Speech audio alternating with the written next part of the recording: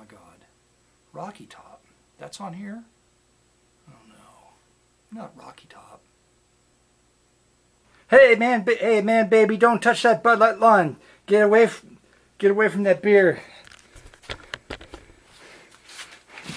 Hey everybody, it's me, Manic Mark, coming to you from the bunker system found somewhere underneath our. Oh Jesus! Well, I finally got the geothermal system in. Okay, here's a photograph of it installed right there.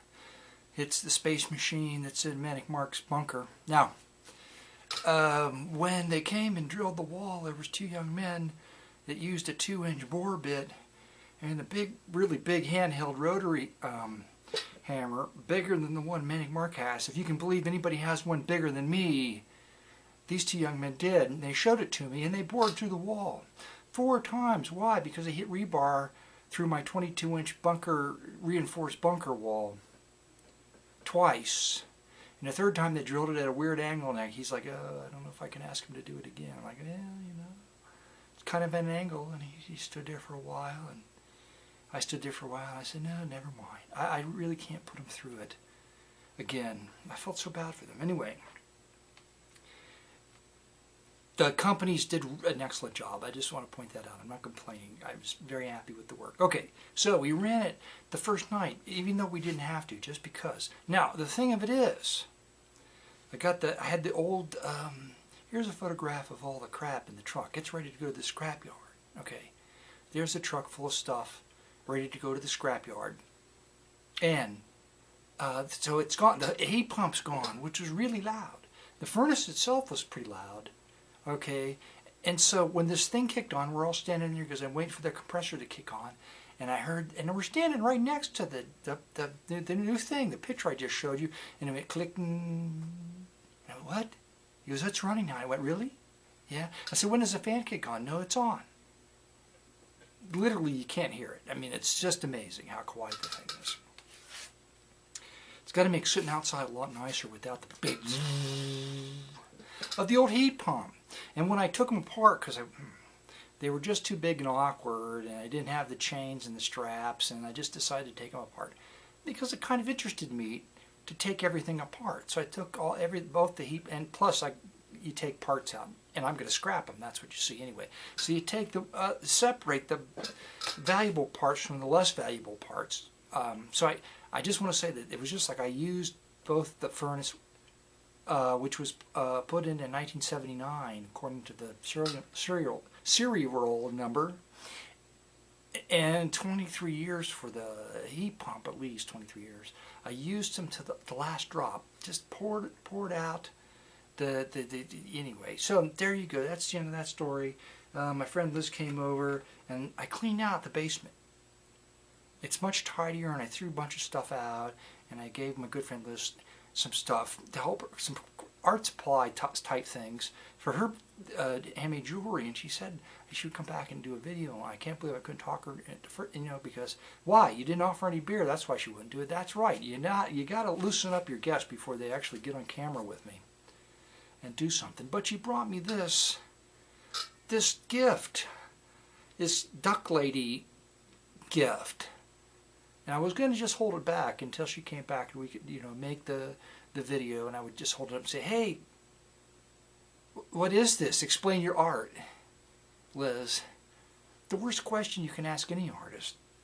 Usually, if they don't talk about it all the time, if they talk about it all the time, they probably got some pat answer down that kind of, says everything about everything. But anyway, for me, it's like, oh my God, no. Oh, speaking of art, I'm up over 50,000 words in the sequel to Adam, King and the Graves of the Wasteland. The second book is 1 chapter over the last book in length, and the word count is up over 50,000. And I'm leaning towards doing art for it, but it's going to have to be a little bit different, and I don't know. It's just a lot of drawings, but I'm working on it, because I think, the thing of it is, if I just print the book with just the cover and black and white pages on the inside, it's a lot cheaper than all the color art in the book, although that's a more funner thing to own, I must admit. Now on to the records. I didn't get much today. I went back to Half Price Books, and I'm going. There's some stacks there, and I'm like, okay.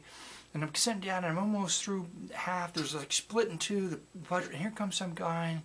And first he's looking through the top records, and then he gets a seat, and he sits right down, right where I gotta go. I'm like, oh Jesus, how long is this gonna take? Should I even wait around? Kind of go around the other side, I poke around, and I come back around, and he's still there. So what I did was I pulled up a chair. You know, not in his personal space, but pretty close. And I sat there, real quiet, and just focused with mind powers onto the guy to make him like, you know, because we're animals, we come from the caveman time when they're running away from saber-toothed tigers and everything like, and it's been proven by science. You have that sixth sense that you have somebody looking at you. So I focused on him with mind powers. Like, get the fuck out of my way. That's what I was focusing, you know, and he started to look through things a little bit faster, like, and so I like concentrated harder. Like, I started to go like this in my chair. I don't know if he looked back, but he got up and left soon after that, and let me, Manic Mark, into the record stack. I didn't have to worry about him picking stuff that I was interested in because he was pulling out all the Barbra Streisand albums. I thought nobody bought those records. Now, I'm going to get letters. Dear Manic Mark, you Barbra Streisand hater, grow up. Oh, man, okay.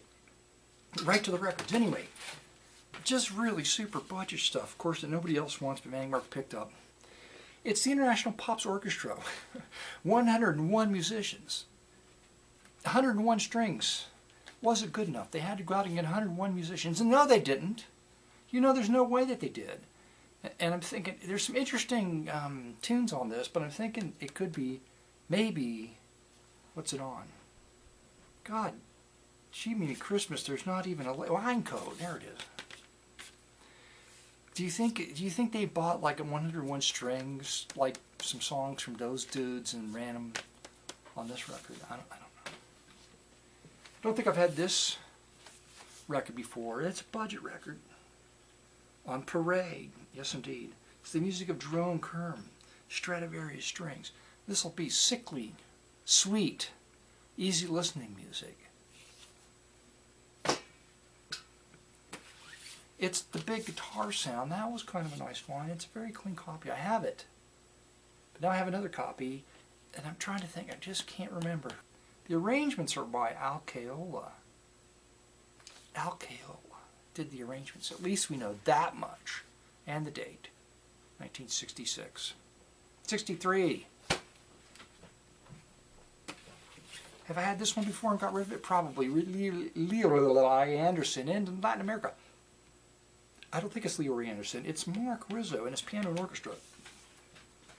I've never ever found any like foreign music in Half Price Books, but today I found this. I'm sure it's going to be horrible. Many of them are, but you don't know because you can't read anything on it because it's all funny. The writing's all funny. You can't read it, but she sure is a pretty lady, don't you think? That's a fun cover. It was worth it just for the cover. Here's a very clean copy of Slices of Life, the new contemporary sounds of the Ray Charles singers. I've got this. I think I blogged it. But like Hey Jude's on this, and they redo some of the things that everybody used to like in a style that nobody really cared for back in the 60s, except for people that had no clue, and they would buy this record. Okay, I like it, but you know what I'm saying. It's love songs for a late evening. Oh my God. You bought every boring record that was ever made. 1974, a Columbia House throwaway record. Okay, but My Sweet Lord is on this by Terry Baxter, which I'm sure I got on another, like on a 3-record set, possibly put out by Columbia House. Don't remember. Anyway, so I think it was worth it just to buy that and to blog the cover. And My Sweet, never mind. It's Burt Kaempfert now. Does he do anything interesting? I don't know. But whenever you see now in a cheap cover, a cheap photograph, you know you're talking about the 70s, the early 70s, and a real struggle to kind of hang on to to the old sound with the now pasted on top of it, you know. What are you talking about? You have no idea what you're talking about. No, I don't. I'm sweating. Why don't you turn on your geothermal? I'm saving it.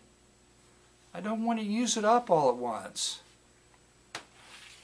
And last but not least, you're going to say, oh my God, Mark, you found another one of these. No, this is the black cover, not the blue cover. This is the black cover. Proud Mary's on this one. I'm sure I've got this one. Lonely Bull. There's the band on the back. I'm going to show it to you. In case I do have it, I want you to see a picture of the band.